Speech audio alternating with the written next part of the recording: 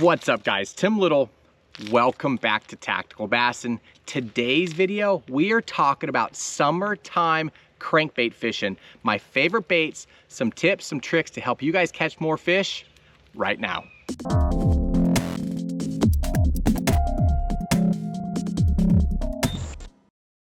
Is there a better time to be throwing a crankbait? I don't know, maybe fall, but summertime into fall, that is prime time for crankbait, for throwing a crankbait, whether you're throwing something super shallow or super deep. Right now is the perfect time to be throwing a crankbait. Now, depending on your type of fishery, I have probably, what do I got? 1, 2, 3, I have 4 different categories for you. I have extra deep, deep, mid, and shallow. Depending on your type of fishery will depend on which bait will suit you best. You don't need all of these, but hopefully after today's video, you will understand your fishery better to know which one is best applied to your fishery. So, summertime, crankbait fishing. You guys know that we love throwing a crankbait. If you have followed the channel for a little while, you know that we have designed our own crankbait for wintertime fishing, for cold water cranking, speed cranking. It's a technique we've taught now for several years, and it has produced some of the biggest fish Matt and I have ever caught. Now, growing up on the West Coast, fishing big swim baits, big glide baits, you know, we got to live through that kind of explosion of that big bait category and catching numerous double-digit bass, big bass. But I would be lying if I told you that all of our big fish came on big swim baits. Through the last several years, being able to trigger a fish, being able to tap into their key predatory key instinct, right? That like they have to chase.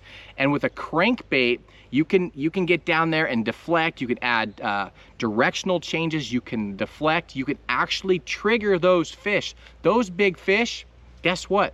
They've been around for a long time. They've seen a lot of baits. They've now seen a lot of glide baits. They've seen a lot of swim baits. But there's still that whole predatory instinct where if you run something by them really quickly and you pause it, or it hits something and deflects and changes direction, man, it's just like a cat, right? They have to chase and they have to eat. So being able to trigger those giants with a crankbait, we have caught a ton of big fish doing just that. Burn, pause. Burn, pause, slack line, boom, 12-pounder, right? It is crazy how those big fish have to hunt down and chase a crankbait. Now, with all that said, what do you need to throw? Do you need to throw in a little shallow, less than 2-foot shallow crankbait this time of the year? Or should you be out there dredging on the ledges with a big 25-footer? Totally depends on your fishery, the bait size, and the type of structure that you're fishing. So, like I said earlier, I broke this down into basically 4 categories, and you're not gonna need all of these baits, but I wanted to give you enough information to be able to apply it to your fishery and then pick 1 or 2 out of maybe these categories. But right now, fisher, basically, you know, you hear guys, especially out here on the Tennessee River, you know, we're ledge fishing, right? Now, a ledge is basically that lip where that main river channel, where that breaks off, and that is the ledge.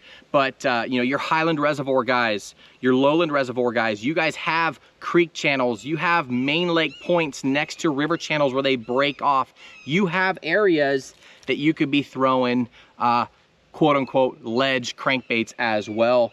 And then we're gonna kind of talk about those shallow square bills as well. But depending on your fishery, whether, like I said, it's a highland reservoir and you're off on that main lake point grinding down there in 22-foot with a 10XD, or you're in the back pocket fishing at edge of a grass line in 4 or 5 foot, totally depends on the different types of crankbaits. So I have some really good ones for you. But that is what we're chasing, right? We're chasing that reaction bite, that predatory instinct that when you drag that something fast past that cat, no matter how fat it is, it's gonna pounce, right? Same thing with a bass. We're dredging, we're burning that crankbait, and when we hit something, we pause, or we burn, burn, burn, burn, pause and create that directional change or that cadence change in their face to make them lash out and bite. Having a crankbait is key. Triggering those fish right now is key. So let's start off extra deep. This is probably the largest category as far as size of baits, right? In that mid category, we got some rain coming. We got sun shining and rain dropping. This is gonna be a humid one for sure. But several years ago, guys, the Strike King 10XD really changed that cranking game. You know, that same depth that we were dragging those Huddlestons and Ospreys and mag drafts and Savage Gear swim baits in that 20 to 25 foot range. We're down there bumping bottom with that big swim bait. Now we're we're able to reach those depths down there with a big, loud crankbait and being able to deflect when you hit a rock or being able to pause and let it back up into their face. Again, that opened a whole new realm of cranking, that deep cranking. Now, these 10XDs, we'll keep going. We'll see how bad this rain gets. But these 10XDs, they are fun to fish. If you've never thrown one of these big baits, you will need some specific gear for them. I'll link all this stuff down below in the video description. At the very end of this video, I'll wrap up with gear.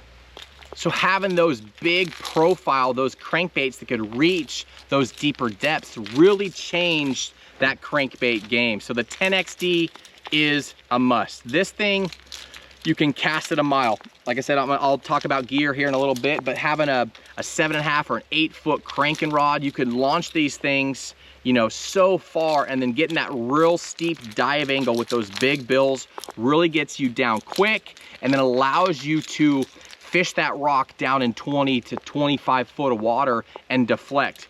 These guys right here are awesome. Another bait that I love throwing in that category, this is the Azuma Z-Boss. This one is actually the 22. It comes in a 20, a 22, and a 25.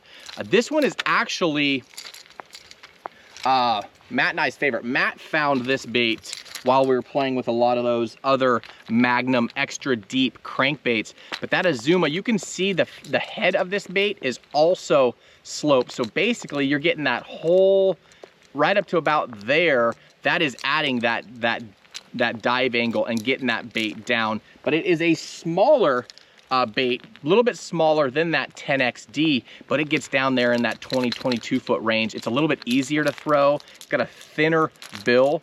But if you're a guy that those fish are out there schooled up on a ledge, or you're out there on a main lake point in a highland reservoir, and those fish are down in that 20 to 25 foot range, that is your bait. No matter if it's big spotted bass, big smallmouth, or big largemouth, the extra deep diving crankbaits, guys, are a must. They're so much fun to fish. You're down there just dredging bottom, and then you hit something, you pause it, and wham, those fish will hit so hard. But guys, if you haven't tried one of those extra deep or Magnum crankbaits, this is the time of year, summertime, when those fish are out there deep, they're down in that cooler water. Now is the time to be experimenting with those big cranks. Now, if you're a guy that hasn't thrown a crankbait and you want to get into summer crankbait fishing, if you could only have one out of all of these baits, it would be this guy right here, the Strike King 6XD. I just showed you the 10XD, right? This is his little brother, okay? If you're trying to hit that 15 to 18 foot range, you don't need oversized gear. This guy is a must. This is really the staple of any crankbait fisherman. This is kind of for that range, that deep diving crankbait, 15 to 18, maybe 19 to 20 foot, that Strike King 6XD is kind of the bar. Now, there's been a lot of really cool crankbaits added to that list and that depth level, that range here over the last several years. But if you're a guy that doesn't want to go down the rabbit hole, doesn't want to buy a bunch of different crankbaits, because we all know there are hundreds of crankbaits on the market. You walk into a tackle shop or you're online shopping at a tackle store and you click crankbaits, I mean, it's rows and rows and rows of different baits. Why? Well, they all have different actions, they all have different depths, and they all have different sounds, right? So depending on the time of year, depending on the water clarity or the depth that you need to hit, that's kind of how you pick these different cranks. But we're gonna simplify that for you. But if you're a guy that can only have one, you need to fish, I'm gonna say 12 to like 18 foot, 12 to 18 feet. This guy right here, that Strike King 6XD, okay? As far as colors, I'm gonna touch on that real briefly. These fish are aggressive. Here comes the rain. These fish are aggressive, right? It's summertime, that air temp is high, that water temp is high. These fish are moving, they're chasing bait. So that's where you're throwing your 7 or 8 to 1 gear ratio reels. You're moving this thing. Burn, burn, burn, burn, burn, pause. Sorry, I had to clean up a little bit. Burn, burn, burn, burn, burn, pause, right? You're moving this thing, you're covering water, and you're getting those fish to chase. They are aggressive with that warm water, with the warm weather. That is where these bright colors really come into play. They are willing to chase down a long way. You know, on the flip side, in the wintertime, those fish are lethargic really until you can get them to chase, right? They're kind of sitting there, they're not doing a lot. Right now, they're warm, their metabolism is through the roof, and they are moving, so they can see a chartreuse bait or a white bait from a long way. They will hunt this thing down and eat it. So this time of the year, I like to throw baits that are chartreuse, whether it's chartreuse and blue, chartreuse and black, or baits that have like that white or kind of solid body, something that they can see from a long ways away. You know, these fish are aggressive. They are willing to track down and hunt down those fast, quick moving crankbaits.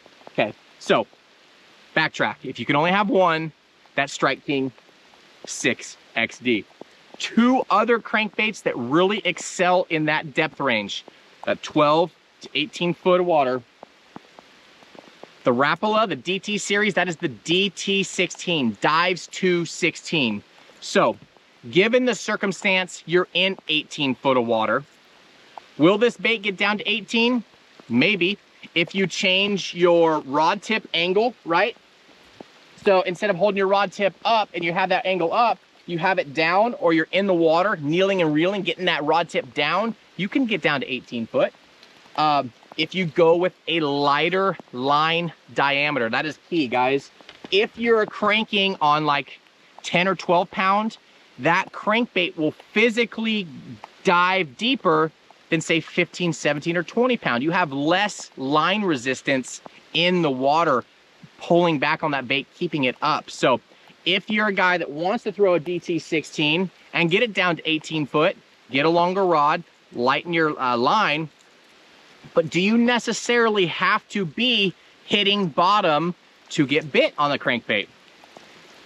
No. If there are fish up off bottom, guys, this is ridiculous. I'm gonna keep going.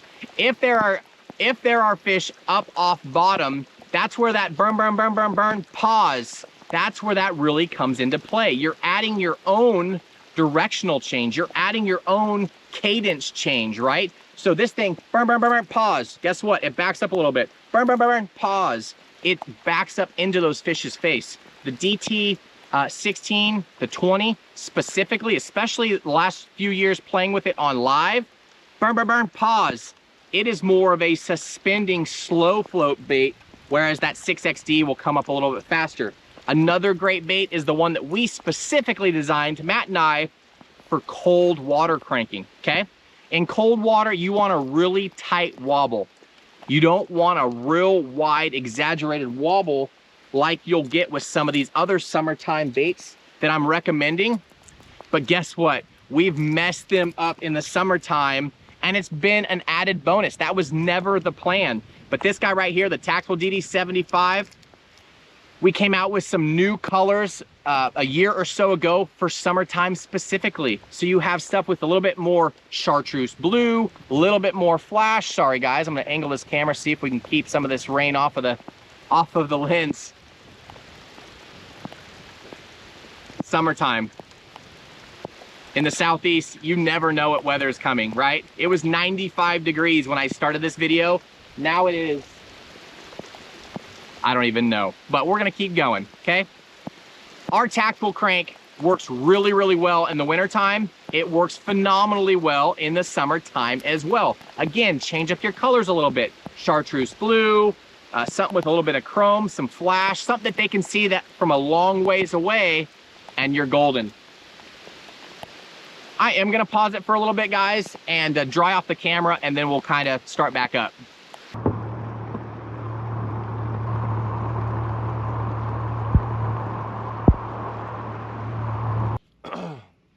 All right, guys, getting set back up. Unfortunately, that rain never stopped for like a couple hours. So I'll overlay some footage, but it got downright nasty. Ended up pulling the boat, trailer in, drove through the storm. Now we're kind of post-storm.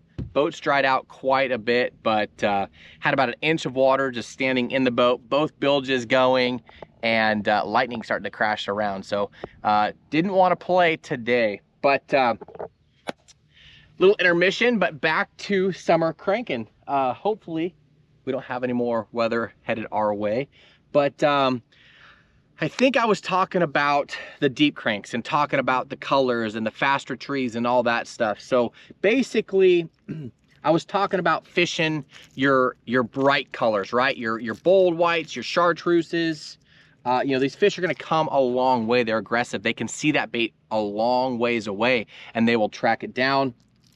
Kind of touched on our tactical crank. That's actually summer minnow. Real flashy, has some chartreuse in it, chartreuse blue, but those are the colors that we like to throw, like your shads, your baitfish, your brighter, shinier colors. This time of the year really, really works well.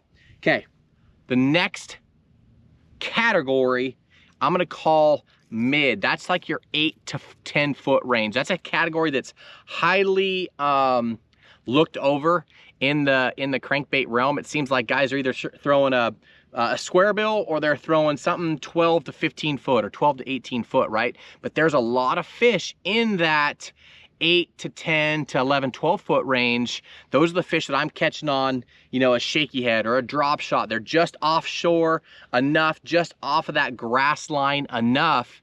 But if you can take a crankbait, we talked about it already, right? You're doing that burn pause. You're creating those reaction strikes. You can trigger those fish to come out of that grass or to come out of that brush pile.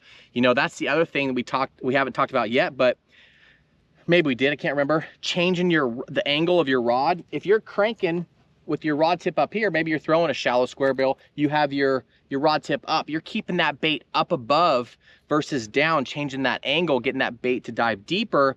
If you're fishing above, say, some flooded timber or a brush pile, and you're throwing a DT8, but that brush pile is in like 6 foot. If you raise that rod tip or you throw a little bit heavier line, you're just gonna tick the tops of that brush pile and get those reaction strikes, as well as the burn pause when you get to that key area, that strike zone. When you pause it and it does that stop, those fish, I feel like, either feel like they have to make a decision, right? They're chasing, and then stop. Oh, I've been spotted. So they're either gonna peel off or they're gonna hammer it.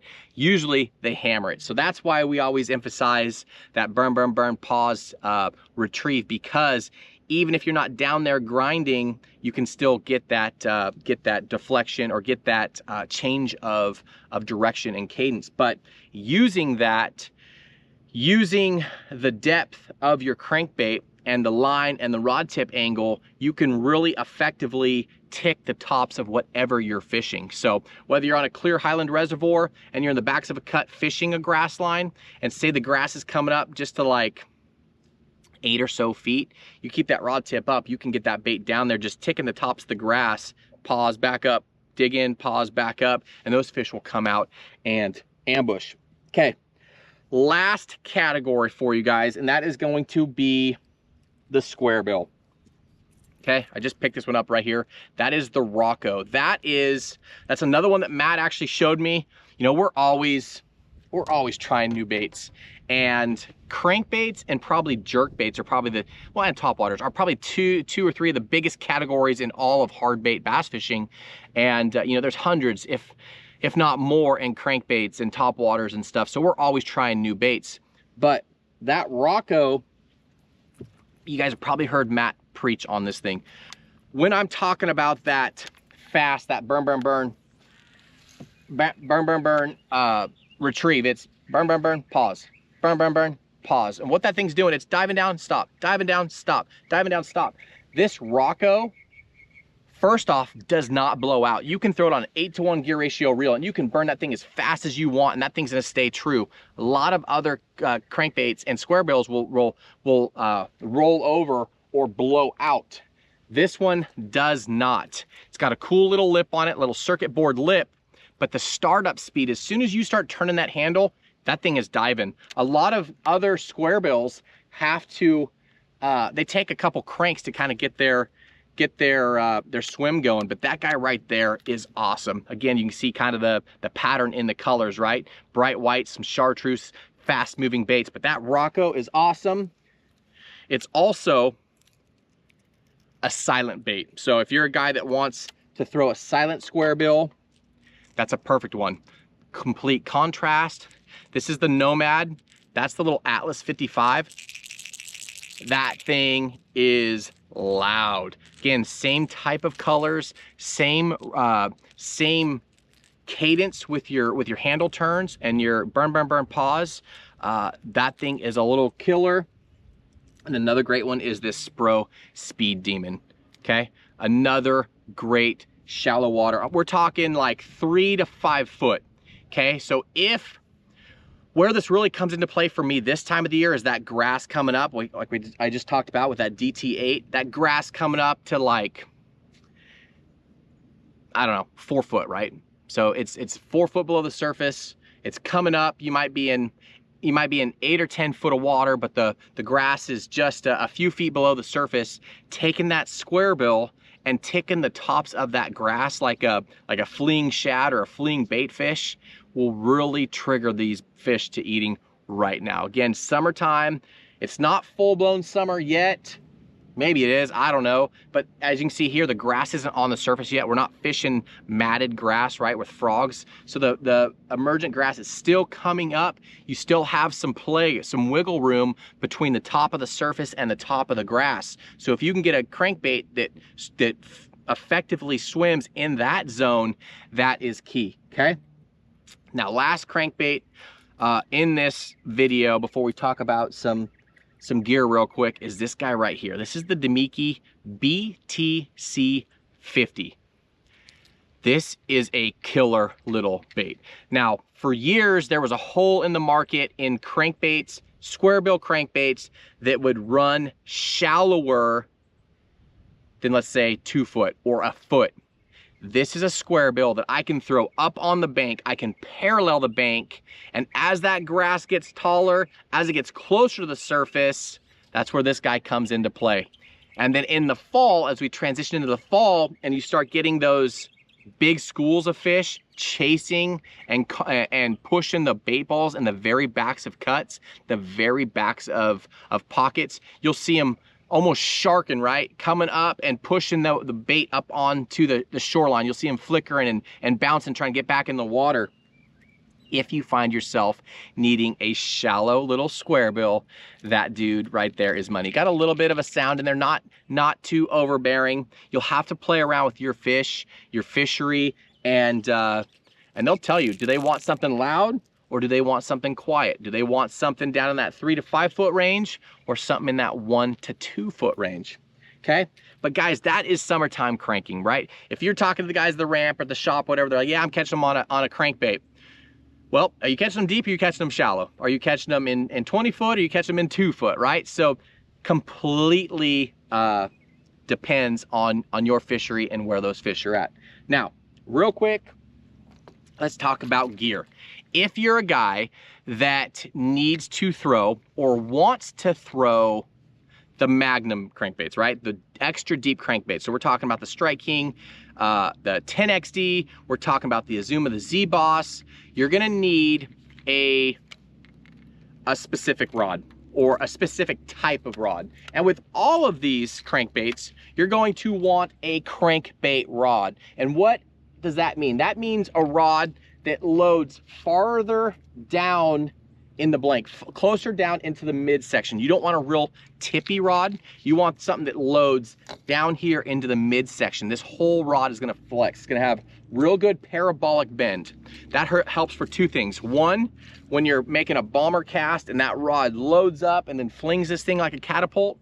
And two, more importantly, when you load up on a fish and that fish comes up and jumps, you don't want that rod tip to unload really quickly and give you some slack line and let that fish throw that bait. You want that fish to come up and jump, but have that rod still loading down here in that midsection. Then they hit the water again, you're still hooked up and you're playing them, okay? You want that with all of these rods, all of these crankbait rods, okay? Now, this is the Loomis 968 CBR. They make a 969. I like the 968 for these. A little bit softer. It just plays, it works for me. It plays the fish really well. And then again, a 200 size reel. You want something with a handle. You want something that as this bait's pulling back, you're turning that handle. You have something to grip down on. That's the Tranx 200. That's a really cool reel for this technique, paired up with some 15-pound fluorocarbon. That's actually Seagar Invisex. Actually, that's a Brazex. Now, if you're a guy that wants to throw or play around in that, let's say 10 to 20 or 10 to 18 foot range, and you're throwing those deep crankbaits, you're gonna throw the 906. So we had the 968. This is a 7'6" rod. That's an 8-foot rod. This is this is a 6 power. That's an 8 power. So a little bit softer, but again, same action. Real good parabolic bend. Get this untangled. Loads down deep into the midsection. Allows you to cast these things a long ways. That is a key with a crankbait, guys. You know, when you throw this thing out, it takes a little bit for that to get the dive angle down there. So the area that you're actually effectively fishing, say you want to fish that 15 to 18 foot range, you're not getting that right off the beginning or the start of your cast, right? It takes a little bit for that bait to get down there. And then on the flip side, when you get closer to the boat or closer to the shoreline, whatever you're fishing off of, you're gonna start peeling that bait up. So that mid area is where you're actually effectively fishing that target depth. So the longer the cast, the faster you get down with that steeper dive angle, right? So the faster you get down, and the longer or the more the longer of the length of cast you'll be down there in that target zone, fishing effectively before you start changing that angle and reeling it up to the boat. Okay, so a long cast is extremely important on deep diving crankbaits. Again, that's the 906 CBR crankbait rod. That is a phenomenal rod, paired up with, that's actually a Metanium. I like the casting distance of an MGL, again, but that Metanium, that's the XG, the 8-to-1. I like to burn it, right? Burn, pause. Again, straight fluorocarbon. Those of you guys that know Matt and I, we mainly fish braid to leader. More sensitivity, smaller braid, longer cast, but with this technique, I like to throw straight fluorocarbon. And then last but not least, this little guy right here, this is the St. Croix. This is the carbon cranker, okay? This is I'll read it to you, 7.2 medium, heavy, moderate. Again, that moderate action is key, right? Loading down into, I can feel this in the handle, right? It's loading down into that midsection, okay? And then I just have that paired up with an Aldebaran, but you could pair it up with any 70 size, 100 size reel, and then 10-pound fluorocarbon. You can go smaller if you want. I like to have a little bit more breakage strength around shallow cover. So I'm throwing 10, sometimes I'll throw 12, but those are cool, 3 really cool crankbait setups. again, if you can only have one, that Strike King 6XD, okay? I'm glad I actually picked up this bait. Somewhere in the transition, I actually had 2 packets of hooks. Hooks are extremely, extremely important to upgrade on your crankbaits. If you see this little guy right here, that has a flat side, okay? Almost like a 90, it's almost a straight line, okay? That is the owner. I'm gonna link it down below in the video description, but you can see how that sits flush against the belly of that crankbait. That hook, and then like an owner ST36, I like to have on my bigger cranks, either like a 1/0 or something like that. But I always upgrade the hooks on my crankbaits, whether it's a deep diving crankbait or a square bill. I want the hook points in just a little bit. I like that gamakatsu, like an EWG style. When these fish are eating the bait, having those hook points in just a little bit helps your hook to land ratio. When you have those hook points out like a round bend, sometimes they spit it when they come up and jump. So I like to have that EWG style hook. And again, I will link those down below in the video description. But guys, summertime cranking. These are the days, these are the times, you know, obviously when it's not downpouring, although I probably could have blitzed them in that storm, but these are the times you get out, you put that crankbait in your hand and you go to work. You're digging up bottom with that bill, with that shovel down there, and you're just grinding, grind, pause, wham, get that fish to the boat, back in there, get that school fired up. These fish will get fired up. They don't want to miss out. When they see that other bass is eating, they want to eat too. So this is the time when they're out on those ledges, they're out on those main lake points, or they're on that key spot, that key shallow rock surrounded by grass. These are the times that you guys can get well in a hurry. If you have any questions, please leave those down below in the comment section. Guys, whether you're a beginner fisherman, a beginner crankbaiter, or a crankbait extraordinaire, guys, this is the time to get out and chuck and wind. I will link all the stuff down below in the video description. Let me know your comments down below in the comment section, your questions and comments. I'll be sure to try to get those as soon as possible. But as always, guys, we appreciate the support. Thank you for watching. If you like this video, or if you learned something from this video, hit that thumbs up, subscribe to the channel, and we will see you guys on the next video.